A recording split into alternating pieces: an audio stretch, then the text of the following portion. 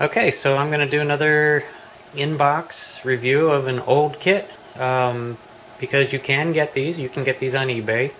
If you are patient, you can get these for around 35 bucks, complete, maybe even sealed. If you're impatient and you need it right now, you'll probably pay about 100 for a kit like this. But you know, wait and wait and wait, and you'll definitely get one. You might get lucky and get one right off the bat for a good price. But this one is common enough that you should be able to get it for about 35, maybe 40. And it's a great model. I'll be opening a box in just a second, but it's 1/16 scale instead of 1/24 at 1/25, so it's a large scale. Like what Chris is building right now, a large scale. And this is the 87 IROC. And the kit, I'll show it in the back of the kit here. You see that the kit is from 87. A lot of times when you're showing an older kit, whatever year car it is the year the kit came out. And on the box you just have a couple more pictures of the real car. Now I know little Joe's got a real one. I somehow missed the video, but he says he's got a real one. And I just green with envy because this is, you know, I'm from the 80s. I was a teenager in the 80s. And these things were terrorizing the streets back then. And one guy on my street had the convertible IROC-Z in yellow. And man, it was impressive. You know, as you can imagine, all the teenagers wanted that car. And yeah, I got this kit a long time ago, more than 10 years ago, probably off eBay. And so it's been, you know, and then I had kids. The last one I posted, and at this moment I can't remember what kit that was, but I was saying that I've got a lot of vintage kits like this, and this is considered vintage these days. This is 97, 07, 20, 26, 27 years old, something like that. And so it's a vintage kit, and I've got a lot of these. A lot of these in the big scale, and a lot of them in the smaller scale. And that in-between scale of 1/20th. Yeah, I was asking, and a lot of you commenters said that you did want to see more of these, so I'll do more of these. This is the one today, and I'll open up the box right about now to see what we got in there. Okay, so I had peeked in here the other day, and I got really scared right off the bat, because when I had opened it, a couple of things. Now, when you're buying a kit off of eBay, you got to look out for missing pieces, especially if you're seeing a sprue there. Like I see that sprue with no parts on it, just a hood, and it makes you wonder where are the parts. And also, there was 2 sets of glass. I've got 2 parts trees of the glass, and that means somebody's been stealing parts or something. And I don't know. You know, when I bought this, when it came in, I don't know if I inventoried it or not. But it seems to me that, believe it or not, this might be the first time I've ever really looked at this box. Now, looking at the tires, I thought for sure these were going to be Eagle GTs because those were the popular tires of the day. But they are Eagle VR...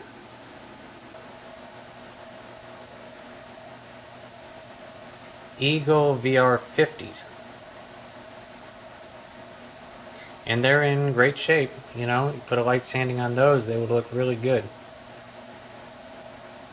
And the tires are in great shape. Now, when I had opened it, I did find the tires right on the glass, and I just got lucky. Let's take a quick tour around the body. Inside the engine bay. Looks pretty good. You know, when you detail up the top of those shock mounts, that would look pretty good. I'm not crazy about the molded in brake booster, but what can you do? Pretty good detail. Molded in battery. How about that?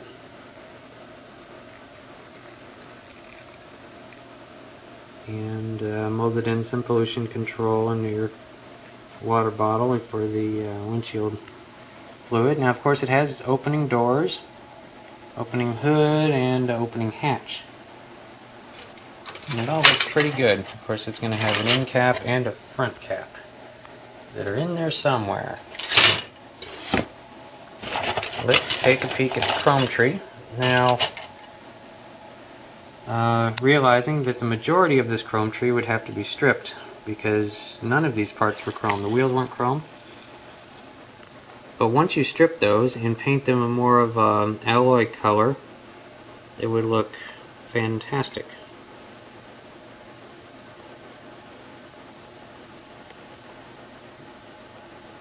And same thing with the valve covers. I'm sure they weren't chrome. I don't recall, but I'm sure they weren't chrome. Sure, you're interesting. You're going to have to look at the way the motor goes around. It doesn't quite look like an exhaust manifold. It looks more like an intake. But then you also have this intake manifold right here. So that would be funny. And then this top piece, I don't think that was chromed either. Alternator, I don't think that was chrome. I think that the only pieces on this whole sheet that should be chrome, wheel backs, would be these headlight bezels. And I'm not sure about that.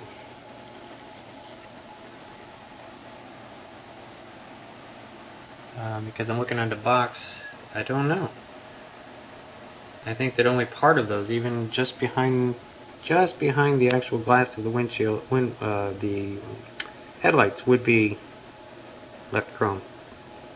So let's move on. I'm going to see if I can set these pieces down without dropping them.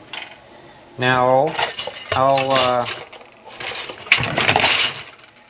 tell you right now, all the parts did end up being in the box, which is great. There's your big mean hood. Back in the day and recently and whenever, I never got a chance to look at a real IROC up close. I don't know if these are real vents. Little Joe, chime in. Tell me if they're real on the real car. They'll go through, or it's just decoration. But, you know, some minor scratches on here, easily cleaned up. It's a beautiful hood. And I will just set that up there. As I said, 2 sets of glass. No explanation, but there are 2 sets of glass, so I'm not missing anything. I actually have extras. And they're minorly scratched up. I'm wondering if somebody can just mention one of us, whoever it was, that may have posted a great video on how to polish up windshield like that to make it perfect. I seem to remember somebody doing it, but I don't remember who it was, and I need that video because it keeps coming up over here. Now there's a look at the rear. The rear clear piece. Let me give that a moment to focus. Yeah, look at that. I think that would look really neat if you painted it from the inside. And it's got a blemish there, so I think I would go hunting down the other one. Oh, there it is. There. That's where it comes in handy to have 2 sets of glass for some unknown reason, but if you got a blemish on one, you're lucky enough to not have a blemish on the other.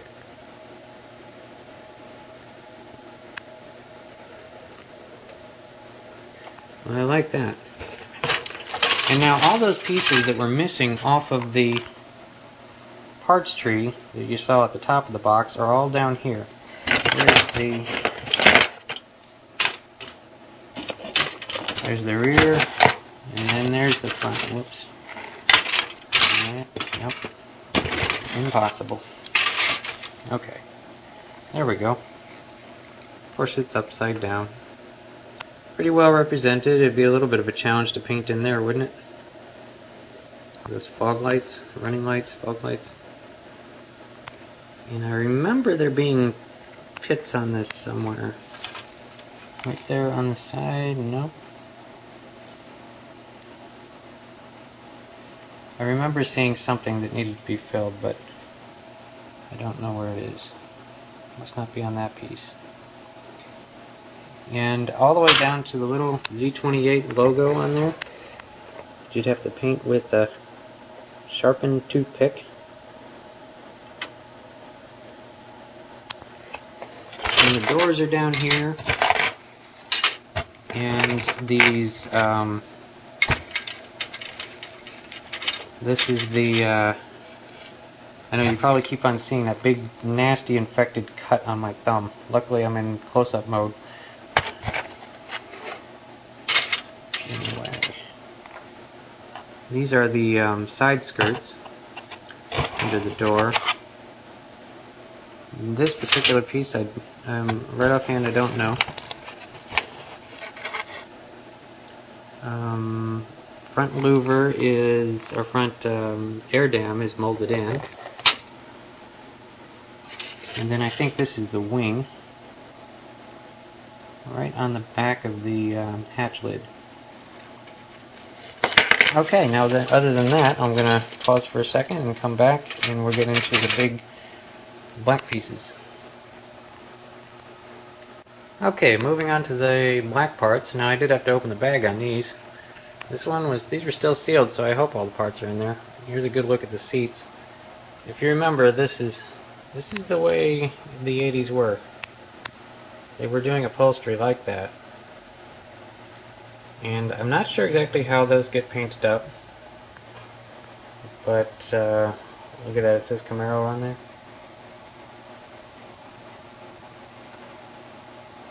Very good seats. Then here's the dashboard, or the top of the dashboard. And your steering wheel. If you remember, some things were a little bit lacking in the aesthetics department in the 80s. If you look at the actual dashboard, they were a little bit ugly and very plasticky. And this was just the way things were. But you can paint that up and make it look nice. Now I was hoping that these seats were actually going to be reclinable, but from what I see here, they are one piece. A lot of these 1/16 scale kits, you'll have reclining seats. And then here's a good look at the chassis. Very good detail.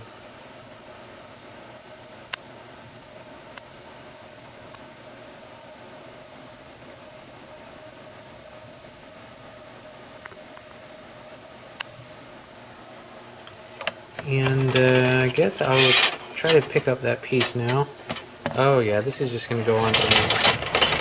So I'm going to have to pick that up. Set that aside.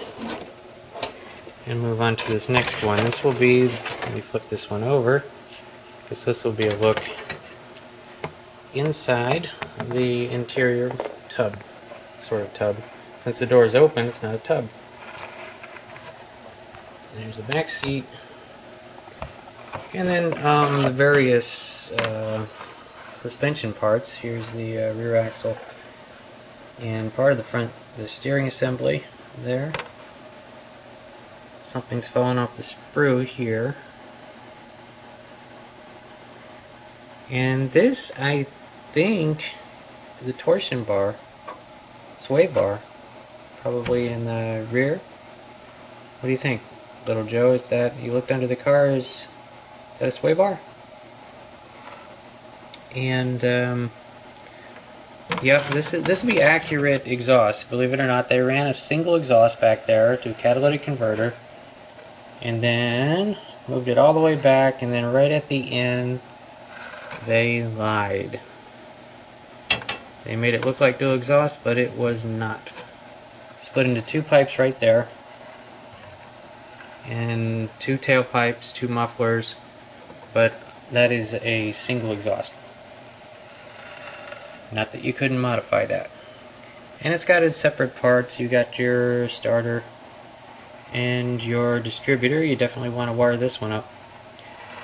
Your water pump timing chain cover. Did it have a chain? It was 350. Did it have a chain or a... Yeah, probably had a chain. And here's your heads, which means the motor parts must be coming up here on the next sheet. Part sheet. Alright. Actually, these are all flipped over, so I have to flip them all over. We're finally down to the bottom. Alright, so we have engine detail. Looking pretty good. I know Chris was just complaining about the engine detail on the 57 Thunderbird that he was working on. Much as I don't see linkage and things like that, but we do have a better looking bell housing and block here. It is just the two halves though, and the transmission is not separated. But it shouldn't be that much of a challenge. Over here, big intake cover, the way that we're doing it back then. And then here's the interior panels on the doors. They were a little bit ugly, guys. I don't know if anybody's ever been in one of these cars or near one of these cars. Oh, here's armrests. Separate armrests, make that a little bit easier. Front bar, your control arms, your exhaust manifolds, no headers. And okay, there's your center link for your steering and belt and pulley assembly, and the I believe it was an electric fan on this one.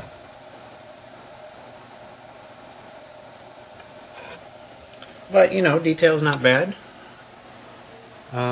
They get better and better. Boy, I'll continue going with this series. Let me get back to the... I'm not going to do that. I'm going to be filming it upside down. You know what I'll do is I'll turn the camera over so it looks like I'm... Anyway, this is the Revell 1/16 scale IROC-Z kit. I'll be reviewing a bunch more kits. Now, some of these kits get ridiculously detailed. I've got a few of the 1/12 scale kits, even some of the 1/16 scale kits. You'll be surprised how far they go with detail. And I will keep going. Some of them, this one is 27 years old. I've got a couple of kits from, in the large scale, from 1967 that I'll get to sooner or later. And I am building at the same time. I still am working on the just about finished. I'm like 99% finished with the 300ZX. So I can only hope that that's going to be the next video. Would be the 300ZX final. But here's another look at this. Tell me if you like this. I'm sure Little Joe liked this. Definitely look for one of these kits, Little Joe. Yeah, I think you'll like it. I think you'll want it. Now Monogram makes one even bigger than this. And Monogram makes one in 1/8, but it actually has less detail than this. The doors don't even open on that giant one. So this is probably the one you're going to want to look for. But right side up would be better, because you can't drive it like that. Anyway, this is going to do it for this video. I hope you all enjoyed it. Let me know if you want me to stop here or you want to keep going with these. Next, I don't even know which one I'll be doing next if I continue. But if if you guys say stop, I'll just stop. I don't want to be doing anything nobody wants to be watching. So thanks for watching, and we'll talk to you later. Bye. Oh, I almost forgot the decal sheet. Just found it as I was putting everything back. Awesome decal sheet. And if you look there, see the shine? They're still good. You may test one of the ones that you don't want to, that you don't care about so much, and if it's not sticking really good, spray the whole thing with a coat or two of, I would go with Tester's Clear, and that is going to provide extra thickness clear layer for these and make them usable again. But good news, the decals are still in great shape. So this is good. And of course, you know, I want to drop everything and just build this right now, just like usual, but there's no way. So sad, but it's going back on the shelf. Anyway, thanks for watching.